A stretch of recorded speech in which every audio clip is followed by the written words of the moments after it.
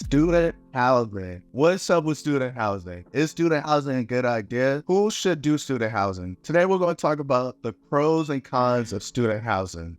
First, we're going to start with the cons. What are the problems with student housing? Number one, you have people co-living in a home. 3 to sometimes even 9 people living in one house. What do you think is going to happen? You're going to have headaches, whether it comes to the refrigerator, common space, loud noises, the cleanliness of the home. These are all issues plus more that comes with cohabitation. Issue number 2, you're also going to have to deal with parents. When these issues come with the students, it may not necessarily be the students who are going to do the complaining, but it will be the parents also. As you can see now, instead of having to deal with 5 people, you may have to deal with 10 or 15 people. Another issue is students always losing their keys, getting locked out, having issues with the home where a normal adult would know how to mitigate or fix the problem, whereas a student will not know. For example, simple things as changing a light bulb, changing a filter. You also have higher maintenance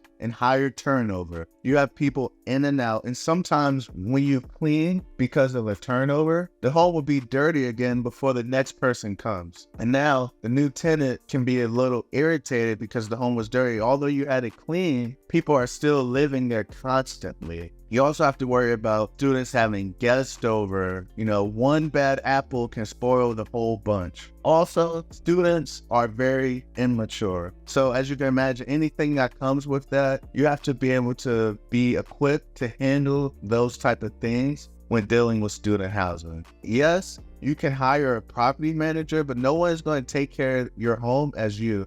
You should definitely at least manage the home for 1 year so you can create your own systems and methodologies to handle these things as they come, because most property managers are used to single family homes, one tenant. Student housing is a complete business. It's not a cookie cutter that you could just throw to a property manager. When you give that property to a property manager, if you choose that route, you need to give them direction and guidance. The only way you can do that is from your own experience and the systems that you've created. Now, let's talk about the pros of student housing. 1, you have the income. You can get 2 to 3 times the amount of gross rent from student housing that you can from regular housing, traditional. This is important because this allows you to continue to qualify for more homes and keep your debt to income ratio low because your gross amount of rental income is so high. Another pro is that even when one person moves out the property or 2, you still have